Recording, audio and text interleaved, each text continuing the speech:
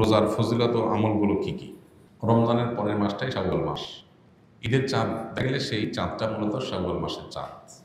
এই শাওয়াল মাসের করণীয় কি, আমল কি? উত্তর হলো যে শাওয়াল মাস এর দুইটা ফজিলত আছে। এক হলো এটা হজের মাস। আল্লাহ তাআলা বলেছেন আল হাজ্জু আশহুরুম মালুমাত, কয়েক মাস এটা হজের মাস হিসাবে বিবেচ্য। এর ভিতরে শুরু হয় শাওয়াল দিয়ে, শেষ হয় জিলহজ দিয়ে।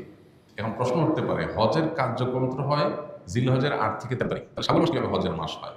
এর উত্তর হলো, কেউ যদি হজ স্টার্ট করতে চায় শাওয়াল মাসে সেই স্টার্ট করতে পারবে। অর্থাৎ হজের উদ্দেশ্যে এহরাম করে মক্কায় ঢুকে গেল, শাওয়ালে স্টার্ট হয়ে গেল, ওমরা করে বাকি হজের অপেক্ষা করতেছে। এটা পার্ট অফ হজ। যখন কেউ তামাত্তু হজ বা কেরান হজের নিয়ত করবে, সে শাওয়াল থেকে শুরু করতে পারে।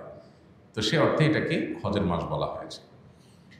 দ্বিতীয়ত, শাওয়াল মাসে 6টা রোজার ফজিলত আছে। আমরা জানি নবী সাল্লাল্লাহু আলাইহি ওয়াসাল্লাম বলেছেন মান সামা রমাদান সুম্মা আতবাআহু সিত্তাম মিনাশ শাওয়াল কানা কাসিয়ামি দাহর। কেউ রমজান রোজা রাখার পরে শাওয়ালের 6টা রোজা রাখলে সারা বছর রোজা রাখার সওয়াব পাওয়া যাবে। অনেকে এটাকে ব্যাখ্যা করেন এইভাবে যে আল্লাহ তাআলা যে কোনো আমলের 10 গুণ বাড়িয়ে দেন, কোনো কোনো ক্ষেত্রে 700 গুণ আরও বেশি পরিমাণ দেন অনেকে। তো রোজা রাখার ক্ষেত্রে আমরা রমজানের রোজা রাখছি 30টা, আর শাওয়ালে যদি 6টা রাখি তাহলে হবে 36টা। এই 36কে যদি আপনি 10 দিয়ে গুণ দেন কত হবে? 360। এই জন্য হাদিসে বলা হয়েছে রমজানের 30 রোজার পরে বা পুরো মাসের রোজার পরে যদি কেউ 6টা রোজা প্লাস করে তাহলে সারা বছরের পেয়ে যাবে, অর্থাৎ তখন 10 দিয়ে গুণ হয়ে যাবে। তাহলে আমার 30কে 360-এ পরিণত করার জন্য আমার 6টা রোজা রাখতে হবে। Why not? আমরা কেন এটা মিস করবো?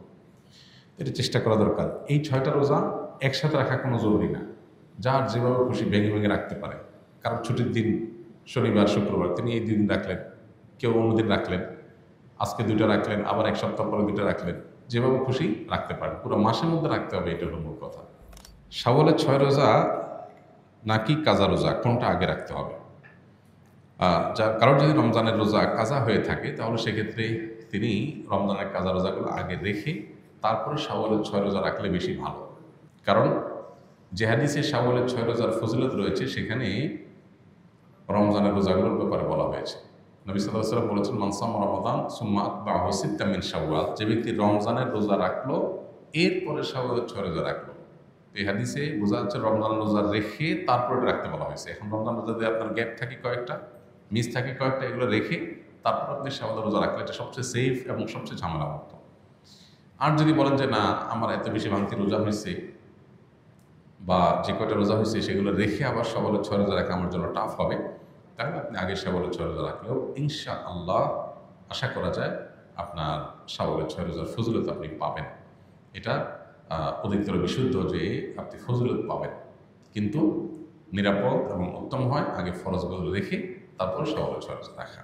ওযু করার সময় কি কি দোয়া পড়তে হয়? ওযুর শুরুতে বিসমিল্লাহ পড়তে হয়। বিসমিল্লাহ বলে আমরা ওযু শুরু করে দেব, আর ওযুর শেষ আমরা কালিমায়ে শাহাদা পাঠ করব এবং আল্লাহুম্মা জাআলনি মিনাত তাওয়াবিন ওয়া জাআলনি মিনাল মুতাতাহহিরিন, আল্লাহ আমাকে তওবাকারীদের এবং পবিত্রতা অর্জনকারীদের কাতারে শামিল করেন। বাস এ দোয়া আর কালিমায়ে শাহাদা পাঠ করা, আশহাদু আল্লা ইলাহা ইল্লাল্লাহ ওয়া আশহাদু আন্না মুহাম্মাদান আবদুহু ওয়া রাসূলুহু।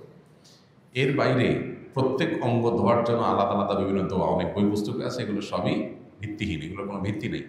হাত ধোয়ার দোয়া, মুখ ধোয়ার দোয়া, কুলি করার দোয়া, নাক পানি দেওয়ার দোয়া আলাদা আলাদা, এরকম কোনো বিশুদ্ধ হাদিসে বর্ণিত হয়। তাহলে শুরু হবে বিসমিল্লাহ দিয়ে, শেষ হবে কালিমায়ে শাহাদা এবং আল্লাহুম্মা জাআলনি মিনাত তাওয়াবিন ওয়া জাআলনি মিনাল মুতাতাহহিরিন দিয়ে। বাস।